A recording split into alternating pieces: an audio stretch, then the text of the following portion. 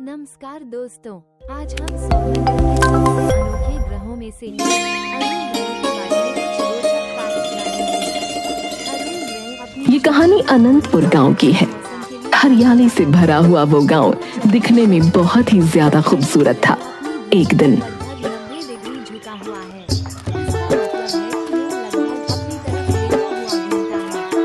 अरे विशाल भैया, इस वक्त कहाँ जा रहे हो? अरे घर में लकड़ियाँ खत्म हो गई हैं किशन भाई, इसलिए लकड़ियाँ काटने जा रहा हूँ।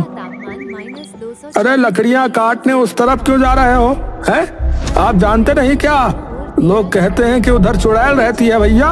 सूरज ढलने के बाद लोगों का वहाँ जाना ठीक नहीं रहता। हाँ। अच्छा एक बात बताओ, तुमने वहाँ कभी चुड़ैल देखी है? बताओ। नहीं देखी तो नहीं है, लेकिन लोगों को वहाँ अजीब अजीब आवाजें सुनाई देती है। अरे मैं ये सारी बातें नहीं मानता किशन भाई। देखो बुरा मत मानना, लेकिन मुझे जाना है?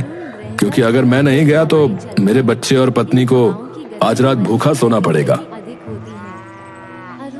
ऐसा कहकर विशाल सूखी लकड़ियां लेने गांव के पीछे चला जाता है।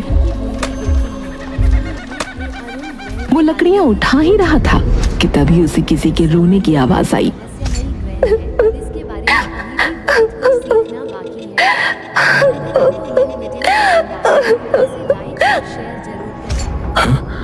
अरे ये रोने की आवाज कहाँ से आ रही है? लगता है बिल्ली रो रही है। छोड़ो मुझे क्या, जल्दी से सूखी लकड़ियां बटोर लेता हूँ। थोड़ी देर बाद सब कुछ ठीक रहता है।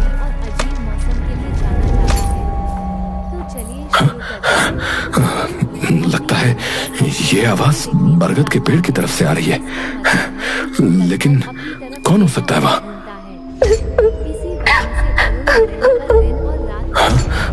अरे तुम यहाँ बैठकर रो क्यों रही हो? कोई तकलीफ है क्या? मुझे बताओ, मैं तुम्हारी सहायता करूंगा। तुम्हारा देखो, तुम्हारा यहाँ इस तरह अकेले बैठना ठीक नहीं। क्या हुआ? तुम कुछ बोलते क्यों नहीं हो? सब ठीक तो है ना? अभी भी उस औरत ने कोई जवाब नहीं दिया। अरे बड़ी ही अजीब है। मैं तो इसकी सहायता करना चाह रहा हूँ और ये है कि मेरी बातों का जवाब ही नहीं दे रही। चलो भाई चलो, भलाई का तो जमाना ही नहीं है।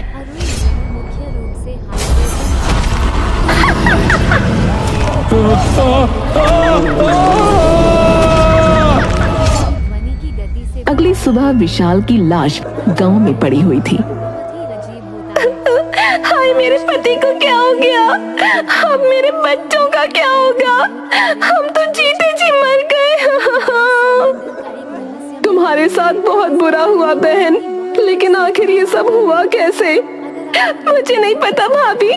कल रात को लकड़ियाँ खत्म हो गई थी, इन्होंने कहा मैं ले आता हूँ और फिर ये वापस ही नहीं आए। मैंने रात भर इनका इंतजार किया और जब सुबह हुई तो ये खबर मिली। अरे मुझे याद आया। अरे गांव वालों, कल विशाल भाई को मैंने गांव के पीछे वाले बरगद के पेड़ के पास जाते देखा था। इसका मतलब वहाँ सच में चुड़ैल रहती है। हो ना हो ये चुड़ैल का ही किया धरा है। हाँ। इस घटना से गांव के लोगों के बीच डर का माहौल बन जाता है। जो भी गांव के पीछे वाले बरगद के पेड़ के पास जाता कभी लौट कर नहीं आता। धीरे धीरे लोगों ने उस जगह जाना बिल्कुल बंद कर दिया। इस तरह लगभग 6 महीने बीत गए। तभी गांव की मुखिया की बेटी 20 साल बाद शहर से पढ़ाई करके लौटती है। प्रणाम पापा। प्रणाम माँ। कैसे हैं आप दोनों? हम ठीक है बेटिया, तुम ठीक हो ना? अरे कितनी बड़ी हो गई हो। अच्छा हुआ तुम गांव आ गई। कुछ दिन गांव की हवा भी खानी चाहिए भाई। हैं? तुम तो आती ही नहीं हो। कुछ दिन नहीं पापा, हमेशा के लिए आई हूँ। मुझे भी माता पिता के साथ रहने का मन करता है। क्या कहा तुमने? तुम यहाँ हमेशा के लिए आई हो? बेटा ये गांव ठीक नहीं है। यहाँ तुम्हारी जान को खतरा हो सकता है, क्योंकि यहाँ आए दिन लोगों की जान चली जाती है। हाँ मुझे कुछ नहीं होगा, आपकी बेटी बहुत स्ट्रॉन्ग है। तेरी माँ सही कह रही है बेटी, ये गांव ठीक नहीं है। यहाँ भूत और चुड़ैल का साया है। सॉरी पापा, लेकिन मैं इन सारी चीजों पर बिलीव नहीं करती और आप दोनों के साथ रहना है मुझे। मैं अब वापस नहीं जाने वाली। मैंने सोचा है मैं यहाँ के स्कूल में टीचर की नौकरी कर लूंगी। वैसे भी मेरे जितना पढ़ा लिखा टीचर यहाँ होगा भी नहीं। ऐसा कहकर प्रियंका अपने रूम में चली जाती है। अब क्या होगा जी, मुझे तो बहुत डर लग रहा है, मेरा दिल बैठा जा रहा है। तुम चिंता मत करो भाग्यवान, हमारी बेटी को कुछ नहीं होगा।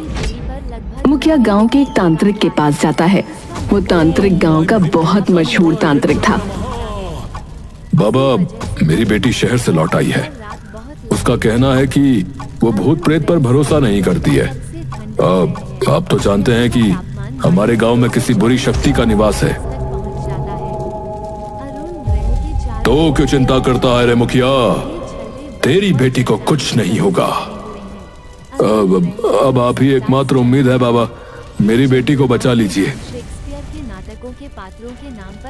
ये ले ताबीज, अपनी बेटी के गले में पहना देना, फिर कोई भी बुरी शक्ति तेरी बेटी से दूर रहेगी। धन्यवाद बाबा, आपका बहुत बहुत शुक्रिया। ऐसा कहकर मुखिया ताबीज लेकर घर चला जाता है। अगले दिन सुबह सुबह सुनो साधना, मैं तांत्रिक बाबा से ये ताबीज लेकर आया हूँ। तुम ये ताबीज किसी भी तरह बिटिया को पहना दो बस।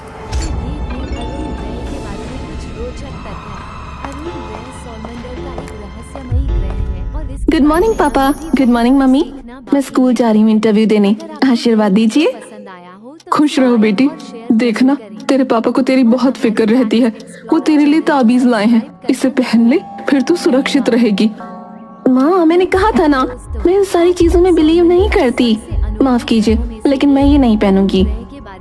देख, तुझे पहनना पड़ेगा, नहीं तो मुझे और तेरे पापा को बिल्कुल अच्छा नहीं लगेगा। आखिर हमारी गलती क्या है? यही ना कि हम दोनों तुझसे बहुत प्यार करते हैं। मम्मी, बचपन से आप इस तरह इमोशनल ब्लैकमेल करके मुझसे अपनी सारी बात मनवा लेती हो। बचपन में भी ऐसा करके आपने मुझे शहर भेज दिया था। अच्छा लाइए, दीजिए, मैं पहन लूंगी।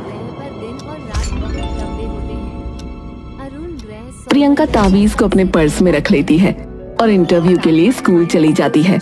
लौटते समय शाम हो गई। ये गांव कितना खूबसूरत है, जाने क्यों लोग इतनी सुंदर जगह छोड़कर शहर चले जाते हैं।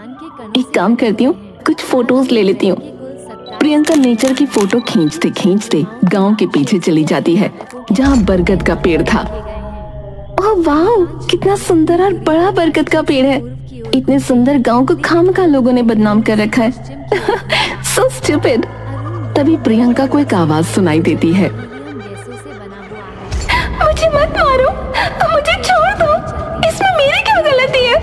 मुझे भगवान के लिए छोड़ दो, मेरे पेट में बच्चा है, उसे कुछ हो जाएगा, मुझे छोड़ दो। अरे, लगता है कोई मुसीबत में है। प्रियंका बरगद के पेड़ के पीछे भागकर जाती है, लेकिन उसे वहाँ कोई दिखाई नहीं देता।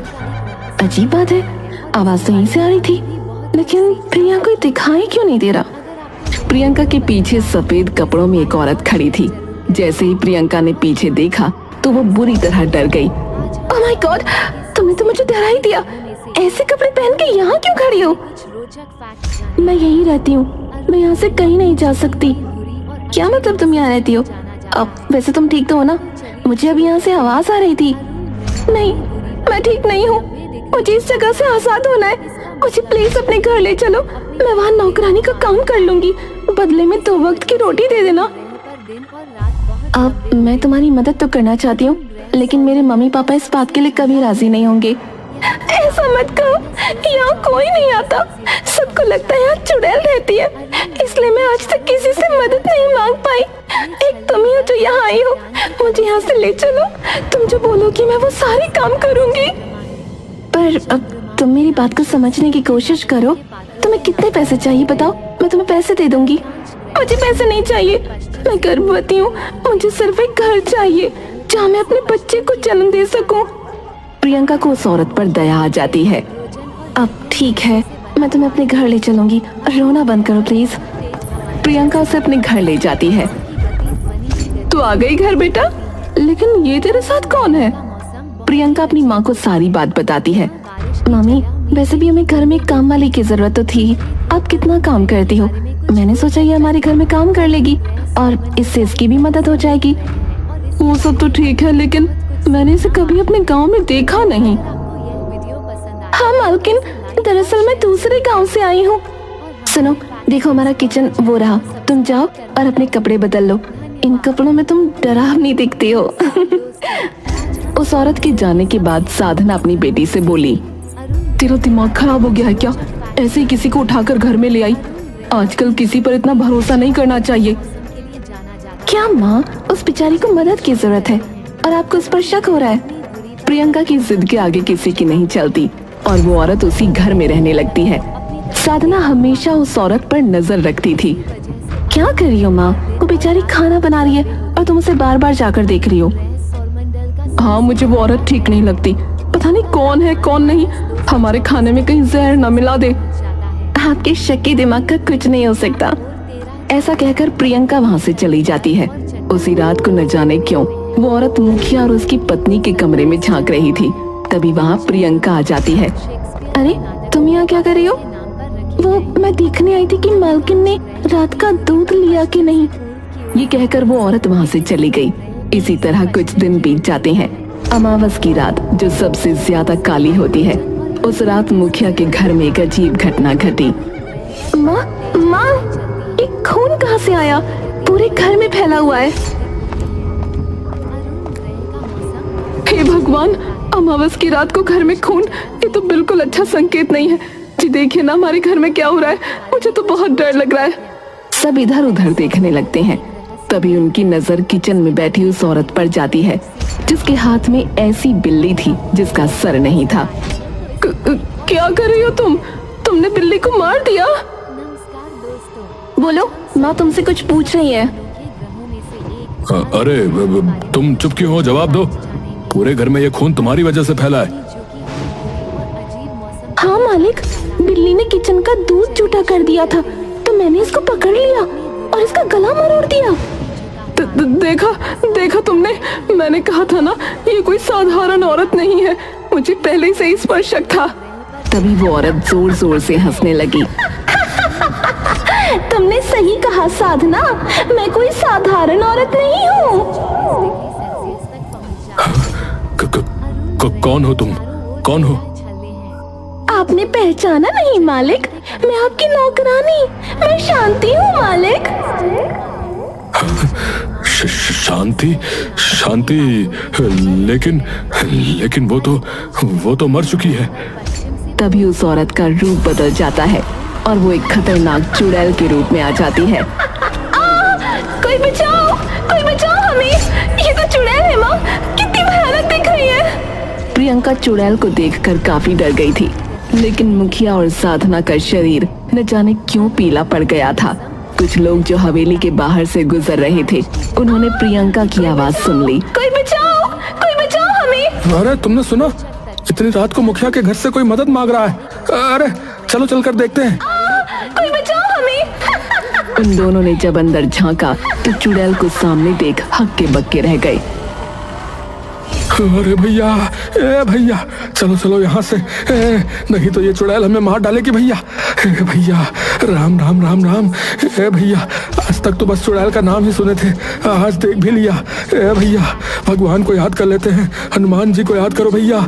जय हनुमान ज्ञान गुण सागर, जय कपीस्थियों लोक उजागर, जय बजरंग बली बचा लो भैया। जय बजरंग बली, जय हनुमान, जय बजरंग बली, जय हनुमान। वो दोनों वहाँ से चले जाते हैं। दूसरी तरफ, क्या हुआ साधना? तुझे क्या लगा मैं कभी लौट कर नहीं आऊंगी? जब तक मैं तुम दोनों से अपनी मौत का बदला नहीं ले लेती, तब तक मेरी आत्मा को शांति नहीं मिलेगी। बदला? कौन सा बदला? मम्मी पापा, ये चुड़ैल क्या बोल रही है? ये किस बदले की बात कर रही है? साधना और मुखिया, जिनकी जुबान से कुछ भी नहीं निकल रहा था, डर के मारे उनका पसीना टपक रहा था। ये क्या बताएंगे? मैं बताती हूँ। आज से 20 साल पहले मुखिया और इस औरत ने मुझे मार डाला था। क्या मार डाला था? तुम क्या बकवास कर रही हो? मैं इन दरिंदे लोगों के घर में काम करती थी और ये दरिंदा आदमी हमेशा मुझ पर अपनी गंदी नजर रखता था। एक दिन, मालिक ये लीजिए दूध।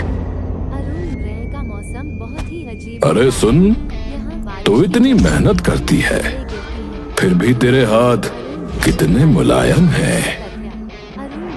आप ये क्या कर रहे हो मालिक? मेरा हाथ छोड़ो, मैंने कहा मेरा हाथ छोड़ो। शांति दूध का गिलास पटक देती है। वीडियो पसंद आया तेरी इतनी हिम्मत, तू मेरे सामने अकड़ दिखा रही है, हैं? मुखिया शांति के साथ जबरदस्ती करता है और उसे साधना को कुछ भी बताने से मना करता है। बारे में कुछ रोचक फैक्ट जानना सुन, अपनी अगर तूने कुछ भी साधना को बताया जाना जाता तो मुझे 1 मिनट नहीं लगेगा तुझे काम से निकालने में, समझी? दूरी पर लगभग 90 नहीं मालिक, ऐसा मत कीजिए, मुझे काम से मत निकालिए। काम छूटने के डर से शांति ने अपना मुंह बंद रखा। एक दिन शांति को पता चला कि वो गर्भवती है। अरुण ग्रह सौरमंडल ये तुम क्या बकवास कर रही हो? तापमान किसी और के गंदे खून को मेरा नाम दे रही हो? तक पहुंच जाता है। मैं विधवा हूँ मालिक, मेरा पति नहीं है। ये बच्चा आपका है, अब आपको कुछ करना होगा, नहीं तो मैं मालकिन को सारी बात बता दूंगी। तभी साधना वहाँ आ जाती है। क्या हुआ? ये क्या बताने की बात कर रही है जी? के पात्रों के नाम पर रखे अब कुछ नहीं साधना, ये ऐसे ही बकवास कर रही है। जिम से पूर्व की ओर नहीं मालकिन, मैं गर्भवती हूँ, मेरे पेट में मालिक का बच्चा है। ये क्या कह रही है जी? मुख्य रूप से हाइड्रोजन और अरे ये झूठ बोल रही है साधना, हुआ है। पता नहीं कहाँ अपना मुंह काला करवा के आई है और मेरा नाम बदनाम कर रही है। की गति ध्वनि की गति से भी अधिक होती है। अरुण ग्रह का मौसम बहुत तू मेरे पति को बदनाम करना चाहती है?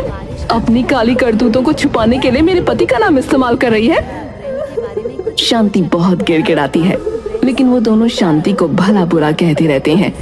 मैं ये सारी बात गांव वालों को बता दूंगी, पुलिस में कंप्लेंट लिखवा दूंगी, छोड़ूंगी नहीं तुम दोनों को। ऐसा कहकर शांति वहाँ से जाने लगती है।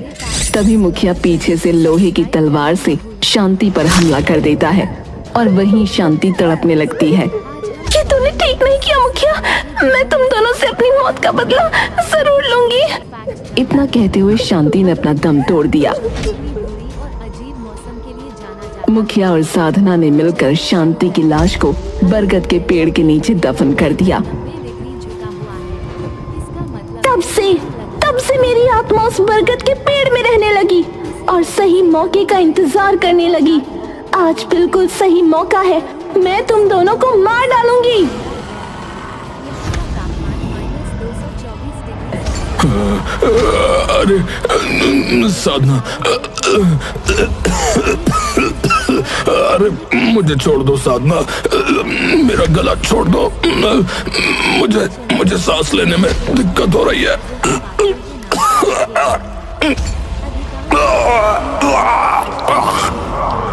मम्मी आप क्या कर रही हो? पापा को छोड़ो। साधना अपने पति को ही मार डालती है। पापा उठो, पापा तुम ऐसा क्यों कर रही हो? मेरी माँ को तो छोड़ दो। छोड़ दूं? क्यों? इन दोनों ने मुझ पर जरा भी तरस नहीं खाया। मेरा बच्चा जो इस दुनिया में आया भी नहीं था, उसको भी मार डाला। आज अगर मेरा बच्चा जिंदा होता तो वो तुम्हारे बराबर का होता। ऐसा कहकर साधना ने अपने पेट में भी खंजर मार लिया और जमीन पर धराशायी हो गई। बारे में अभी भी बहुत माँ, तुमने मेरे मम्मी पापा दोनों को मार दिया, अब मुझे भी मार दो। मैं जिंदा नहीं रहना चाहती, मेरे जिंदा रहने का कोई मतलब नहीं है। के सबसे अनोखे ग्रहों चुड़ैल साधना के शरीर से बाहर आ चुकी थी। उसने जैसे ही प्रियंका को मारने के लिए खंजर उठाया, तभी वहाँ गांव वाले तांत्रिक को लेकर पहुँच गए। रुक जा चुड़ैल, तू ये सही नहीं कर रही। तूने अपना बदला ले लिया है, अब तू इस बच्ची को कुछ नहीं कर सकती। इस बच्ची ने तेरा कुछ नहीं बिगाड़ा है। मैं मार दूंगी, किसी को नहीं छोड़ूंगी, मुखिया का खानदान खत्म कर दूंगी। तू ऐसा नहीं कर सकती। ओम ऐं ह्रीं क्लीं चामुंडाय विच्चे नमः। ओम ऐं ह्रीं क्लीं चामुंडाय विच्चे नमः। ओम ऐं ह्रीं क्लीं चामुंडाय विच्चे नमः। मैंने कहा था ना, अब तू कुछ नहीं कर सकती। मुझे बाहर निकाल तांत्रिक, मैं सबको खत्म कर दूंगी।